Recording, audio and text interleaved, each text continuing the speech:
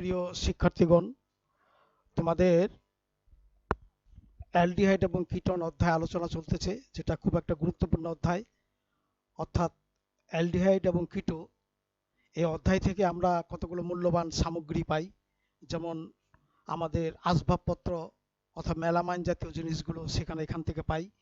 এছাড়াও কতগুলো ইম্পর্টেন্ট কতগুলো ওষুধ শিল্পের গুরুত্ব অত্যাধিক। এই জন্য অ্যালডিহাইড এবং কিটোন এই অধ্যায়টা খুব ভালোভাবে অধ্যয়ন করতে হবে। এর আগে আমি একটা থেকে দুটো ভিডিও তার ভূমিকা আলোচনা করেছি, অর্থাৎ অ্যালডিহাইড যৌগগুলো কিভাবে গঠিত হয়, কার্বনিল কম্পাউন্ড, কার্বনিল কার্যকরীমূলক এই ফাংশনাল গ্রুপটার কি ভূমিকা রাখে তার রাসায়নিক বিক্রিয়াতে, সেগুলো সম্বন্ধে আলোচনা করেছি। আজকে অ্যালডিহাইড যৌগগুলো কিভাবে প্রস্তুত করা যায় সে সম্পর্কে আলোচনা করব। তো প্রথমে আমরা এই ধরনের যদি কোনো অ্যালকোহল নিই,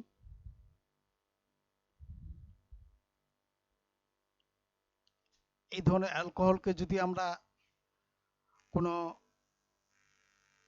জারক পদার্থ, শক্তিশালী জারক পদার্থ, সেই শক্তিশালী জারক পদার্থ যেমন অ্যাসিডিক পটাশিয়াম পারম্যাঙ্গানেট অথবা অ্যাসিডিক পটাশিয়াম ডাইক্রোমেট, এই সমস্ত ব্যবহার করে আমরা এই 1 ডিগ্রি অ্যালকোহল মানে প্রাইমারি অ্যালকোহলগুলোকে জারিত করে আমরা অ্যালডিহাইডে রূপান্তর করতে পারি। এবং এই জারক পদার্থ থেকে জায়মান অক্সিজেন আসে। এই জায়মান অক্সিজেন এই 1 ডিগ্রি অ্যালকোহলগুলোকে জারিত করে অ্যালডিহাইডে অর্থাৎ এই গ্রুপটাকে অ্যালডিহাইডে রূপান্তর করে। এই জন্য আমরা অ্যাসিডিক পটাশিয়াম পারম্যাঙ্গানেট অথবা অ্যাসিডিক পটাশিয়াম ডাইক্রোমেট, তবে সোডিয়াম ক্রোমেট নিলে সবচেয়ে সুবিধাজনক উৎপাদগুলো পাওয়া যায়। তো যাই হোক, এক কথা, শক্তিশালী জারক পদার্থের দ্বারা আমরা 1 ডিগ্রি অ্যালকোহলগুলোকে জারিত করলে এই গ্রুপটা এভাবে এটা এই অ্যালডিহাইড গ্রুপে জারিত হয়ে যায়, তখন এটা হলো অ্যালডিহাইড যৌগ। তাহলে অ্যালডিহাইড প্লাস এখান থেকে হাইড্রোজেন অক্সিজেন নিয়ে ওয়াটার হিসাবে দ্রবীভূত হয়। এখন এটা যদি আমরা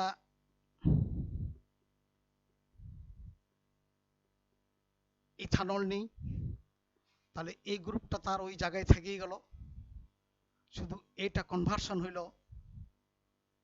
CHO প্লাস ওয়াটার। এটাও সেই শক্তিশালী জারক পদার্থ, আইদার অ্যাসিডিক পটাশিয়াম পারম্যাঙ্গানেট অথবা অ্যাসিডিক ডাইক্রোমেট। এবার যদি আমরা এইভাবে নিই,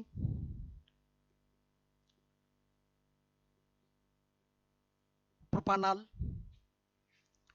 এই প্রোপানালকেও জারিত করলে তাহলে আমরা পাচ্ছি প্রোপানেল অর্থাৎ প্রোপালডিহাইড বা প্রোপানেল। অনুরূপভাবে বিউটানল নিলে হবে বিউটানেল, প্যান্টানল নিলে হবে প্যান্টানেল। এইভাবে 1 ডিগ্রি অ্যালকোহলগুলোকে আমরা অ্যালডিহাইডে রূপান্তর করতে পারি। all primary alcohols by the action of strong acidic oxidizing agent, these are converted directly their respective aldehyde, that is primary অ্যালকোহলগুলো অ্যালডিহাইডে রূপান্তর হয়ে যাবে। যেমন মিথানল হয়ে যাবে মিথানেল, ইথানল হয়ে যাবে ইথানেল, প্রোপানেল নল হয়ে যাবে প্রোপানেল ইত্যাদি। এই হলো একটা 1 ডিগ্রি অ্যালকোহলকে আমরা জারিত করে অ্যালডিহাইড প্রস্তুত করার একটা পদ্ধতি আমরা জানলাম। এরপরে আমরা যদি এই ধরনের এই 1 ডিগ্রি অ্যালকোহলে যদি আমরা কপার টার্নিং, কপার চূর্ণ দ্বারা 300 ডিগ্রি সেলসিয়াস তাপমাত্রায় যদি উত্তপ্ত করি, তাহলে এটাও ডাইরেক্টলি এটা কনভার্ট হয়ে যাবে অ্যালডিহাইডে। এখন এখান থেকে হাইড্রোজেন বিচ্যুত হয়ে এটা অ্যালডিহাইডে রূপান্তর হবে। ঠিক তেমনি এটা যদি হয় ইথানল, ইথানল যদি নল যদি হয় হয়ে যাবে ইথানল, হাইড্রোজেন অর্থাৎ reduction of primary alcohol by copper turning at 300 degrees Celsius temperature by the evolution of hydrogen. All primary alcohols are reduced into their respective aldehyde. This is the reduction process by copper turning at 300 degrees Celsius temperature. এখন যদি আমরা এই ধরনের কোনো যৌগ নিই,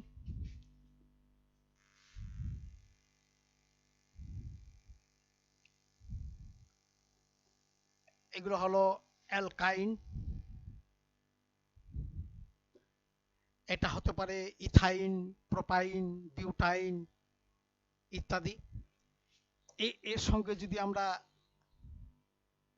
2% mercuric sulphate, 20% ঘন sulphuric acid যদি আমরা বিক্রিয়া করাই, তাহলে এই পানি আর্দ্র বিশ্লেষিত হয়ে এই পাই বন্ধন খুলে যাবে, খুলে এই জিনিসটা দাঁড়াবে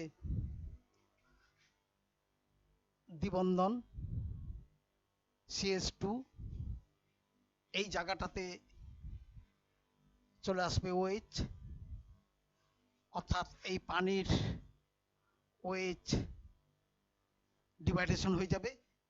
এটা আমরা মার্কনি-কুপার সূত্র সাহায্যে প্রমাণ করতে পারি, কারণ মার্কনি-কুপার সূত্র বলতেছে যে কার্বন কার্বন দ্বিবন্ধন বা ত্রিবন্ধনে যেখানে হাইড্রোজেন বেশি সেখানে হাইড্রোজেন যাবে।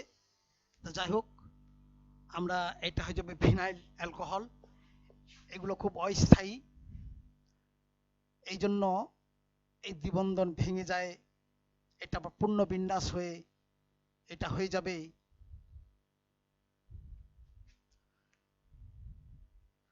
এটা পূর্ণ বিন্যাস হয়ে যাবে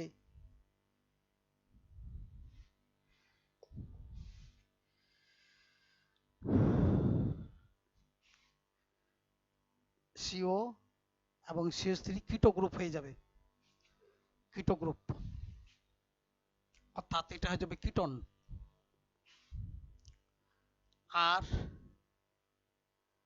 CH3 হয়ে যাবে কিটোন। এখন এটা যদি এইভাবে নেই, ethyne with water, 2% mercuric sulphate, 20% sulphuric acid, তাহলে এটা হয়ে যাচ্ছে ভিনাইল অ্যালকোহল। এই ভিনাইল অ্যালকোহল অতপর এটা হয়ে যাচ্ছে অ্যাসিটালডিহাইড, অর্থাৎ এটা হলো ট্রানজিশন অবস্থা। এই ভিনাইল অ্যালকোহল অস্থায়ী। এখানে যেরকম অ্যালকাইল ভিনাইল এটা অস্থায়ী, তবে এর বেলায় হবে এটা কিটোন। এখন যদি এটা এরকম নিই,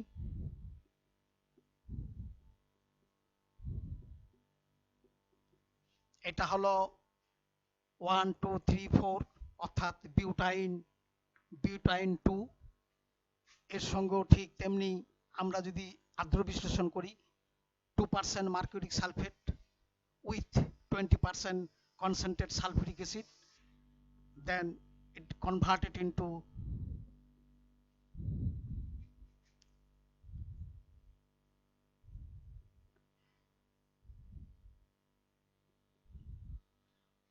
এটা হয়ে যাবে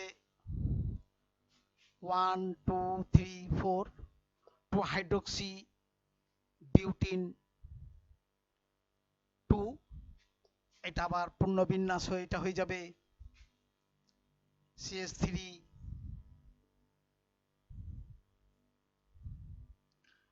এটা এখানে চলে যাবে, এটা অস্থায়ী।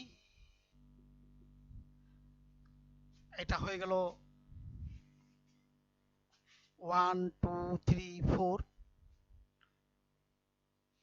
বিউটানন 2 অর্থাৎ কিটোতে রূপান্তর হইল।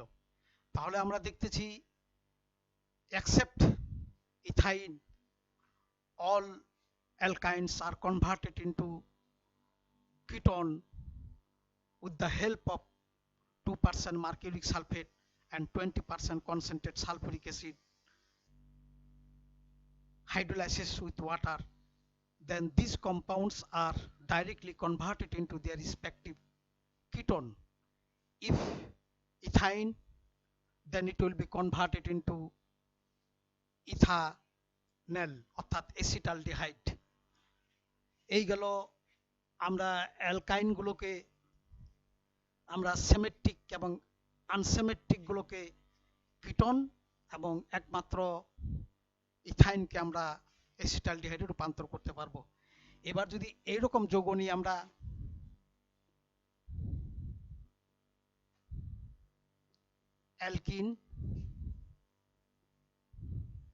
অ্যালকিন যদি নিই, এর সঙ্গে যদি আমরা অজনের বিক্রিয়া ঘটাই অর্থাৎ অজনাইলাইসিস যদি করি, তাহলে এই জায়গাটা বন্ড ব্রেকিং হয়ে এখানে হয়ে যাচ্ছে অজনাইড যৌগ। এই অজনাইড জিঙ্ক দ্বারা আদ্র বিশ্লেষিত করলে এটা হয়ে যাবে দিস উইল বি ব্রেকডাউন। এটা এখানে এই ইলেকট্রন এখানে চাপ দিবে, সুতরাং এটা হয়ে যাচ্ছে CHO আর এটা হয়ে যাচ্ছে CHO, that is aldehyde and formaldehyde, that is methanol রূপান্তর হবে। আর এদিকে পানি হয়ে যাবে হাইড্রোজেন পারক্সাইড। হাইড্রোজেন পারক্সাইড রেখে দিলে এটাকে আবার জারিত করে ফেলতে পারে, সুতরাং ওটা জিঙ্ক অক্সাইড হয়ে পানি অর্থাৎ হাইড্রোজেন পারক্সাইডকে পানিতে রূপান্তর করে দিয়ে জিঙ্ক অক্সাইডে রূপান্তর হবে। এখন যদি এটাতে আমরা নিই CH3CH প্রোপাইন, তাহলে এটা হয়ে যাচ্ছে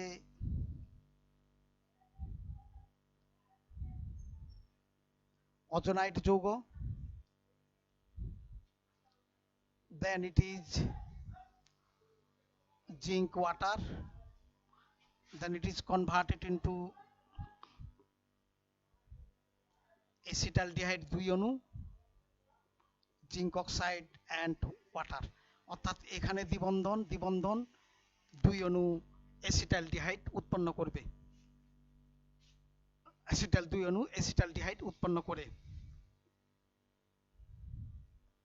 না 2 অণু এসিটালডিহাইড না, এখানে 1 অণু এসিটালডিহাইড এবং 1 অণু মিথানল, কারণ এই গ্রুপটা মিথানলে রূপান্তর হবে আর এই গ্রুপটা এখানে, আর এই হাইড্রোজেন এদিকে হবে অক্সিজেন, জিঙ্ক অক্সাইড এবং ওয়াটার। এখন এটা যদি আমরা এইরকম যৌগ নিই, ইথিন যদি আমরা নিই, আমরা এইরকম নিলাম অজন, তাহলে এটা হয়ে যাচ্ছে এই এখনো অক্সিজেন। এই অজন পরীক্ষার মাধ্যমে আগেই বলা হয়েছে কার্বন কার্বন দ্বিবন্ধন কোথায় আছে এটা ইন্ডিকেট করে, এটা অতঃপর জিঙ্ক দ্বারা আদ্র বিশ্লেষণ করলে এটা এই ব্রেকডাউন, তাহলে এটা হবে 2 অণু মিথাইল অ্যালডিহাইড বা মিথানল, আর এদিকে হচ্ছে জিঙ্ক অক্সাইড প্লাস ওয়াটার। এখন এটা যদি এইরকম নিই,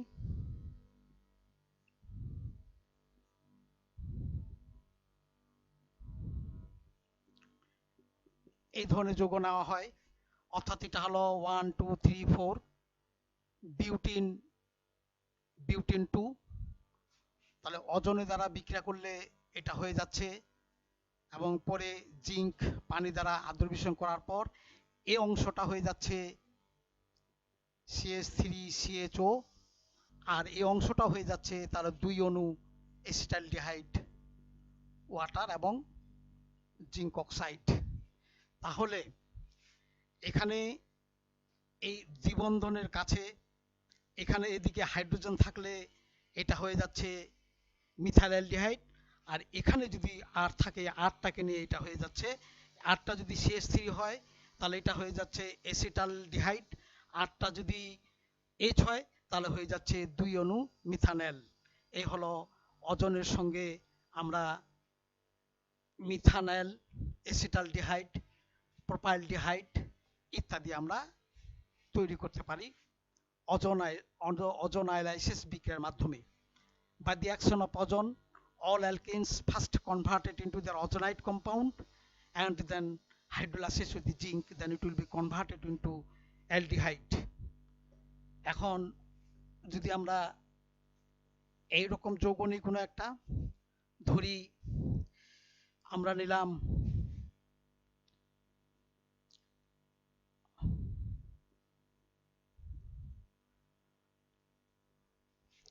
এটা হলো calcium format.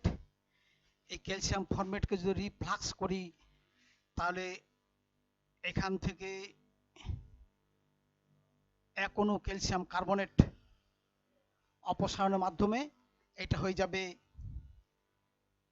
HCHO plus calcium carbonate. অর্থাৎ এই গ্রুপটা এবং এখানকার এই দুটো তিনটা এখানকার এটাকে নিয়ে হয়ে যাবে একটা, আর এই হাইড্রোজেন এখানে হয়ে যাবে, অর্থাৎ এটা হলো একটা গ্রুপ, আর এখান থেকে এটা হলো এটা CHO, এখন এখানকার H মিলে হয়ে যাচ্ছে ফর্মালডিহাইড। অর্থাৎ জিনিসটা এরকম, আমরা যদি পরিষ্কার করে জিনিসটা লিখি, এই ক্যালসিয়াম কার্বনেট, এই ক্যালসিয়াম এই কার্বনকে নিয়ে এবং এখানকার একটা অক্সিজেন নিয়ে ক্যালসিয়াম কার্বনেট, আর এখানকার এই অংশটা একটা CHO, এখন এখানে হয়ে যাবে ফর্মালডিহাইড। এখন যদি এটা আমরা এটার সঙ্গে যদি আরেকটি সল্ট, দ্যাট ইজ আমরা যদি ক্যালসিয়াম ইথানয়েড নিই, তাহলে এই ক্যালসিয়াম একে নিয়ে এক অণু ক্যালসিয়াম কার্বনেট, আর এটার বেলাও এই ফর্মালডিহাইড থেকে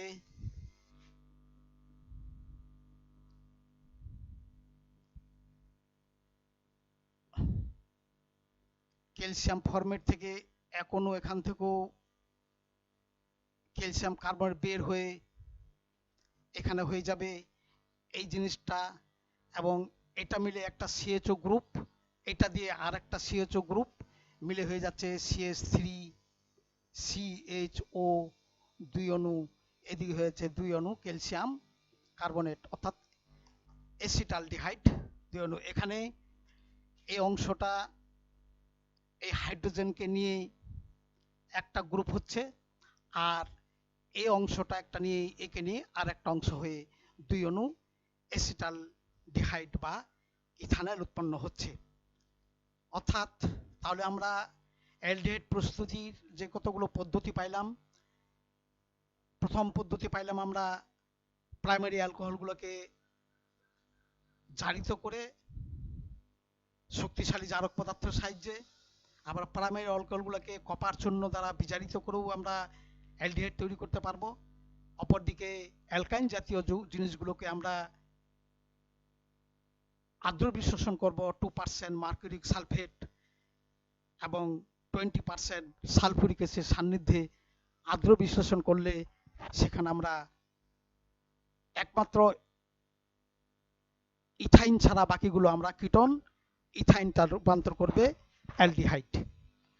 আবার যদি আমরা অ্যালকিন যৌগগুলোকে অজোনালাইসিস করি, তাহলে সেখানেও দেখা যাবে প্রথমে অজোনাইড যৌগ গঠন করার পর অতঃপর অ্যালডিহাইড এবং কিটোন তাদের গঠন অনুযায়ী আমরা পাবো।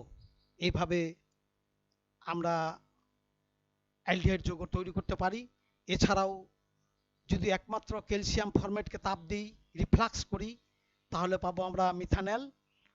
ক্যালসিয়াম ফরম্যাট এবং ক্যালসিয়াম ইথানের দুটো মিশ্রণকে যদি আমরা রিফ্লাক্স করি, তাহলে 2 অণু ক্যালসিয়াম কার্বনেট বের হওয়ার মাধ্যমে 2 অণু আমরা অ্যাসিটালডিহাইড উৎপন্ন করতে পারবো। এইভাবে ইথানল, মিথানল ইত্যাদি প্রস্তুত করা যায়।